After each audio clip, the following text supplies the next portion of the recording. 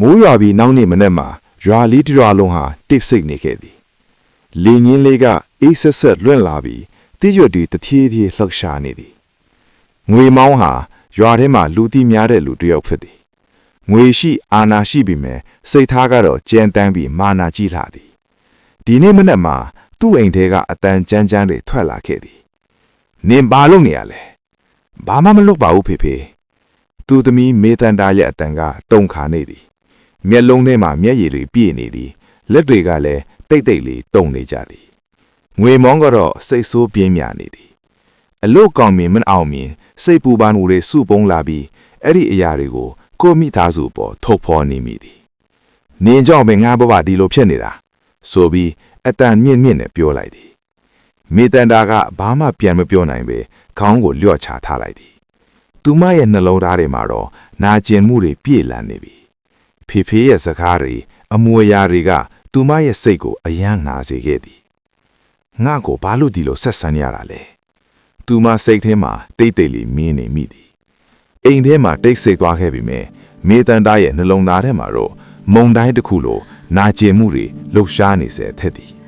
ညနေပိုင်းရောက်လာချိန်မှာမိုးတိမ်တွေကကောင်းကင်ကိုဖောင်းလွှမ်းနေသည်လေညင်းကလည်းအေးဆက်ဆက်တိုက်ခတ်နေသည်မေတနာဟာသူမရဲ့အခန်းလေးထဲမှာတဲလောက်ထဲထိုင်နေခဲ့သည်မနက်ခင်းမှာဖြစ်ခဲ့တဲ့အဖြစ်အပျက်တွေကိုပြန်တွေးမိတိုင်းနှလုံးသားကနာကျင်လာသည်မျက်ရည်တွေကမရက်မနာစီးကျလာခဲ့သည်ငါဘဝဒီလိုပဲဆက်ဖြစ်နေမလားသူမတိတ်တိတ်လေးပြောမိသည်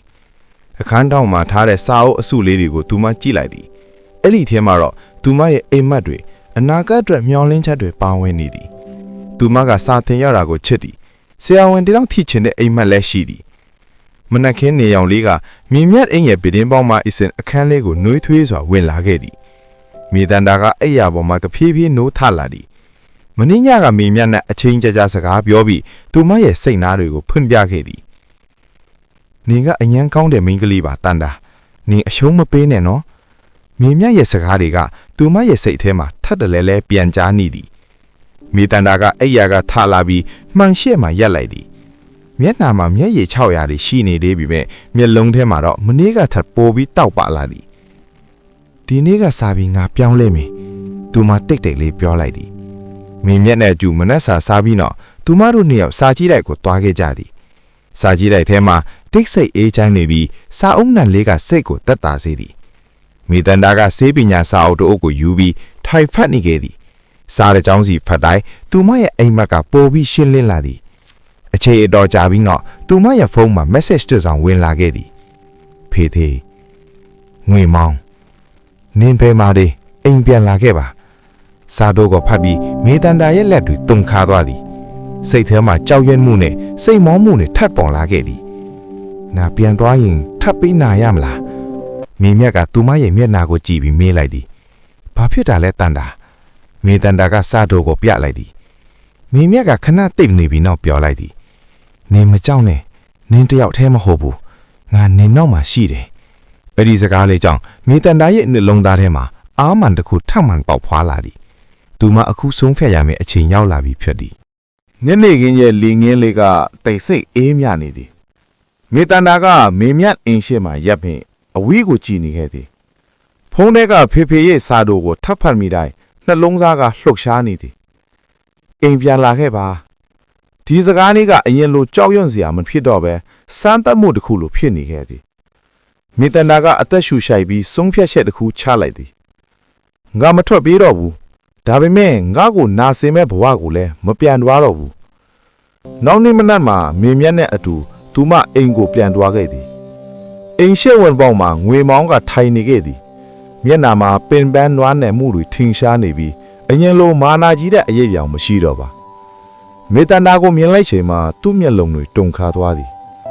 တန်တာဖေဖေမားခဲ့တယ်အတန်ကနှိမ့်ပြီးတုန်ခါနေသည်ဖေဖေရဲ့စိတ်ဆိုးမှုတွေကိုနှိမ့်ပေါ်ထုတ်လိုက်မိတာဖေဖေမတရားလုပ်ခဲ့တယ်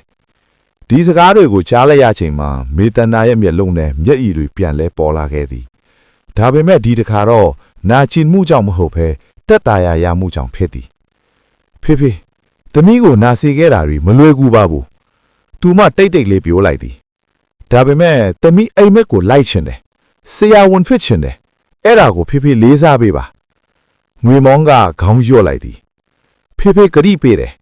နင့်ဘဝကိုဖေဖေထိန်းရှုံမယ်မဟုတ်တော့ဘူးမိုးတိမ်တွေကြားကနေအောင်ကြီးတစ်ဆက်လင်းထွက်လာသလိုပဲအိမ်ထဲမှာလည်းလင်းလာတော့သည်ဒါပေမဲ့ဖေဖေရဲ့စကားတွေကသူမကိုအမြဲတမ်းစိတ်ဖက်စေခဲ့သည်နင်ဘာမှမဖြစ်နိုင်ဘူးအဲ့ဒီစကားတွေပြန်ကြားရုံနေမိသည်အဲ့ဒီအချိန်မှာပဲသူမရဲ့မိတ်ဆွေကောင်မင်းမြက်ရဲ့ဖုံးဝတ်လာခဲ့သည်မေတ္တာနင်ကောင်းလားနည်းနည်းပဲ